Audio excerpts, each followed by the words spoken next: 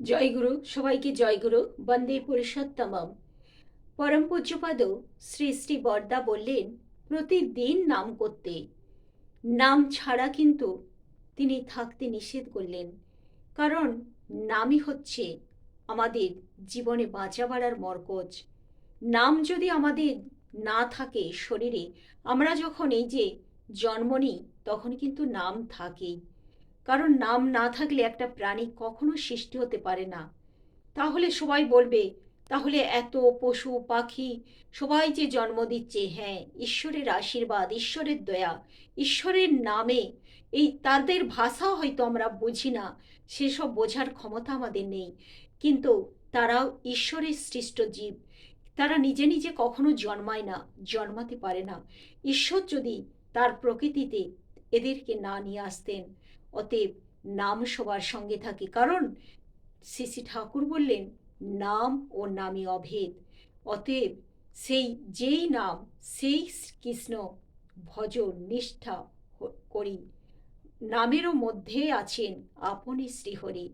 তাহলে এই নামই যদি তিনি হন, তাহলে তাহলে এটাই তো বুঝতে হবে যে ঈশ্বর যখন সেই পশু পাখি কীট পতঙ্গ, এই বিশ্ব ব্রহ্মাণ্ড যা কিছু সৃষ্টি করেছে, সবার মধ্যেই তো নাম আছে, নাম চলছে। নাম ছাড়া যখন আমাদের শরীর মনে নাম থাকে না, তখন কিন্তু আমরা মৃত। তাহলে তাহলে কেন নাম করার কথা বলেছে? আসলে নামকে জাগ্রত করার জন্যে বলেছেন। নামকে জাগ্রত না করলে সে মৃত অবস্থাতেই থাকে। যত যেমন আমরা জানি বইয়ে অনেক আমাদের লেখা থাকে, কিন্তু সেই বইটাকে যতক্ষণ না আমরা পড়ি, সেটা আমাদের সেই ব্রেনে নিতে পারি, ততক্ষণ কিন্তু সে মৃত অবস্থাতেই থাকে।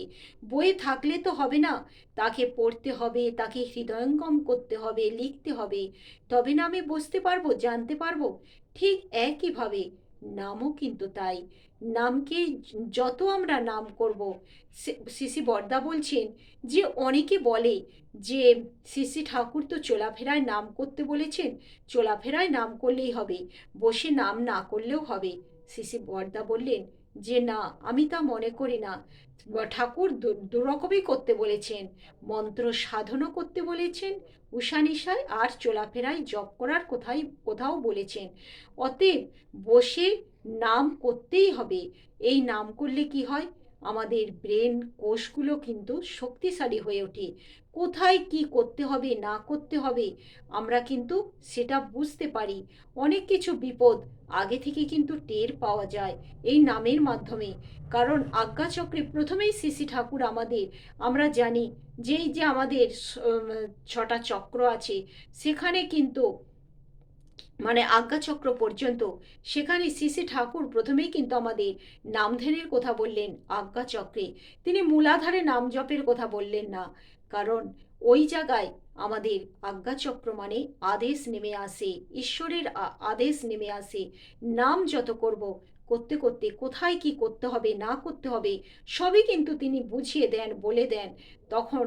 কারণ সেই তিনি আমার মধ্যে জেগে ওঠেন। নাম করলে কি হয় না, তিনি আমার মধ্যে জেগে ওঠেন, তখন আমার শরীর মনটা ঠাকুরময় হয়ে ওঠে। তিনি আর তখন আলাদা বলে কিছু থাকে না, আমি আমার মধ্যেই তখন ঈশ্বর বিরাজ করে। যত নাম করব, আচার্যদেব কিন্তু এই কথাটা বলছেন যে তুমি যদি 48 ঘন্টা এক টানা নাম করো, তখন দেখবে তুমি আর তুমি নেই। তখন কিন্তু সেই তোমার সব কিছু ঠাকুরময় হয়ে গেছে। তাই ঠাকুরকে যদি জাগ্রত করে তুলতে হয়, ঠাকুর তাহলে কিন্তু এইটাই পথ, এটাই উপায়, এর বাইরে কিন্তু কিছুই নেই। তাই ঠাকুরকে জাগাতে হলে নাম করতে হবে। যত নাম করব, ততই কিন্তু ঠাকুর আমার মধ্যে জেগে উঠবেই উঠবে। এটাই হলো ঘটনা। তাই আমরা সবাই চেষ্টা করব সেই প্রভুর নাম গুণকীর্তন করতে।